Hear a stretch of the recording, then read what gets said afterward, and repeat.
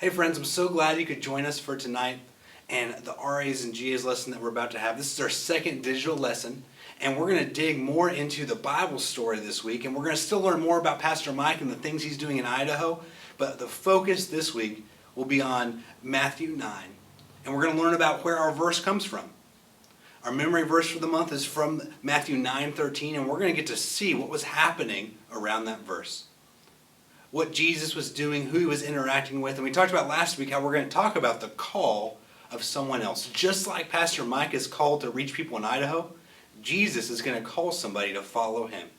And we're going to get to see what that person does when they're given that opportunity. Now, before we do that, before we dig into that Bible story, I do want us to look at our missionary of the month. And I want us to learn more about Pastor Mike.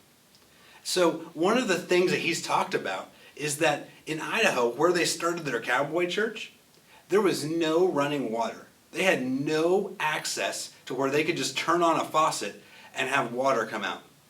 And when you're trying to start a church and trying to build a community, that seems like it's something that is important. You know, we think of places around the world where they might not have access to clean water or running water, but sometimes we forget that even places in America, in the United States today, where we have fast internet, we can go to Walmart really fast, we can get anything we need. We forget that there are places where there's not running water. And in Idaho, and where they were located, where their cowboy church was, that's one of those places. And so Pastor Mike partnered with another mission organization who actually, their job, what they do is they take water and they put wells in places where there's no running water. And they make sure that it's clean water and it's drinkable and safe. And they do this all around the world. They help villages and places that are in remote locations have access to clean water just like the rest of us. And so Pastor Mike partnered with them and brought what they do all around the world to Idaho. And so they built a well and they have access to running water now at that church, which helps them reach more people for Jesus. We have a short video to watch to show us a little about what this mission does, about what this organization, how they reach people using water. I'm going to see you in just a minute, and then we're going to really dig in and learn our Bible story. Water. It's a building block of life that many of us access with ease. But in some parts of the world, it's a scarce commodity. 1 in 10 people lack access to clean water.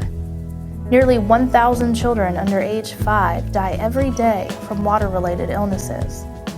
Some people spend up to 6 hours a day gathering water for their basic needs. And the missionaries who serve in these countries are at risk as well. This is where Pure Water, Pure Love takes action. Pure Water, Pure Love provides filters for missionaries all over the world. We also fund clean water projects like wells for the communities where missionaries serve.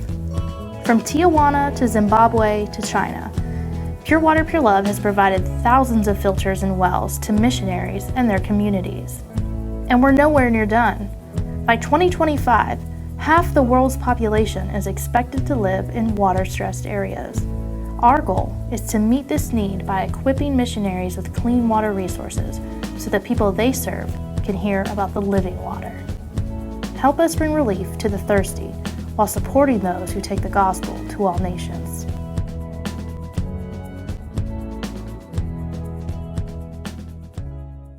Hey friends, wasn't that amazing to see that a mission organization that is reaching the whole world can still reach people in the United States, even in Idaho, a place that needed running water. You know, tonight we're going to talk about someone else that was called. Mike has been called to reach people in Idaho, and we're going to get to see Jesus call a man who many would have said could never work with Jesus, someone that should never get to work with Jesus. This man is Matthew. Now, if you're thinking, wait, isn't there a book in the Bible called that? Yeah.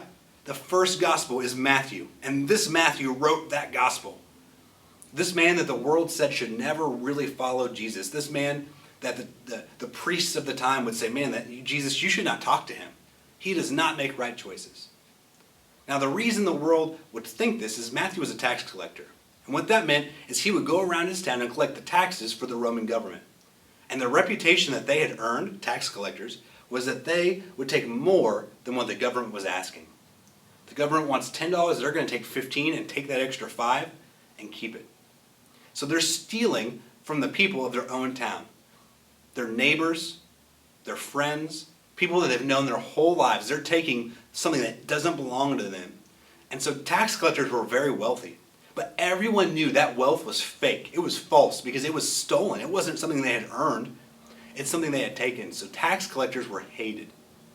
And one day, Jesus, knowing fully well who Matthew is and the things that he did, his job, and we don't know if Matthew was an honest or a dishonest tax collector, but what we do know is that reputation was well earned. And even if Matthew was honest and a good man and a good tax collector, we know he still had sin in his life, just like we do. And Jesus saw him and said, Matthew, I want you to follow me. And it says in the Bible that Matthew immediately stood up and followed Jesus. That's so good. You know, we're all given that opportunity to follow Jesus, and it is so good when we can immediately say, you know what? That's what I want to do. I want to give my life to him. Put aside my old life, the things that I did that were wrong, like maybe stealing from people or lying. But I want to do the right things and follow Jesus. And so Matthew begins that relationship, that following of Jesus. But then that night, they have a big kind of party. Matthew invites all his tax collector friends and Jesus and his disciples in Matthew's house. And they're having a feast. They're eating. They're enjoying each other's company. And Jesus is teaching and talking to these tax collectors. This group of people that everyone hates. And honestly, for actions that were wrong. They hate them for things they actually did do. And Jesus has them right next to him. This man who never sins was spending time with sinners. And the Pharisees, the priests of the time, they saw this and they said, this isn't right. You know, Jesus is becoming more and more popular. He's teaching things about God in ways that no one's ever heard before. But yet, he's spending time with a group of people we would never spend time with. He's spending time with people we know do wrong things and don't care about God and the things that God wants. Why would he do that? And so they even get so bold as to ask Jesus, Jesus, why are you sitting with them? They don't deserve you. You shouldn't be with them. You're a teacher. You're respected. You shouldn't sit with sinners. And that's where our verse comes from. So we're going to read it together. This is Jesus' answer to those Pharisees. I'm going to count us down, and then we're going to read it. Let's see what it says. 3, 2, 1. Matthew 9:13. Go and learn what this means. I want mercy and not sacrifice. I have not come to get those who think they are right with God to follow me. I have come to get sinners to follow me. Wow. That's what he said to those Pharisees, those priests. He said, look, God sent me not for you, but for these sinners, for these tax collectors, these people that you think are awful, that have sin in their life. That's who I've come to get. That's who I've come to lead and to teach. You know, the same is true for us. As followers of Jesus, that's our mission. God has sent us, not for those that already follow Jesus, but for the people that don't. For the sinners, for people we may even know make wrong choices on purpose. That's our mission. And that's Pastor Mike's mission. That he was called to go to Idaho and to reach an isolated group of people that like to be by themselves. They don't want to be in a group. They don't want to know people. And so Pastor Mike's job is just like what Jesus was doing. He needs to meet sinners where they're at and get them to engage in the gospel. And that's our job. You know, I've been thinking about the one. We've talked about that at church a few times about how we need to think about one person in our life that we're not sure if they know who Jesus is. Or maybe we're sure they don't know. We know by their actions that they don't follow Jesus. And sometimes we can think, oh, like they're just a bad person. Well, guess what? You have sin in your life too. I do too. We're all bad people, according to Scripture. For all have sinned and fall short of the glory of God. And so that person that maybe God has put in our heart that you're thinking, man, like I wouldn't want people to know I'm their friend. I wouldn't want people to know that I hang out with them. Well, guess what? God might call you to pray for that person. And God might call you to reach that person with the gospel. And that might seem scary or worrisome, but know that God is with you. And that's the mission that he's given us. It's the mission he sent Jesus on, and it's the mission that Jesus has sent us on, to reach the lost, so that they may know who Jesus is, follow him, and change their lives forever. Think, if Jesus hadn't encountered Matthew on purpose and chosen him, even though he was a sinner, even though he was a tax collector, we wouldn't have the book of Matthew. Sinners need Jesus. We need him, and those around us need him. That's our mission. You know, I've had a great time kind of digging into this really deep subject through our Bible story. I hope that you've enjoyed it too.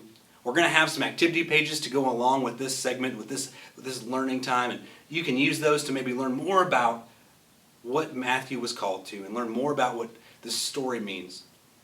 Next week, we're going to learn about a new missionary who's serving in a place that is dangerous, that is not safe. So unsafe that we can't even really know their real names. But we're going to find more out about that next week. I can't wait to see you guys then. Bye, guys.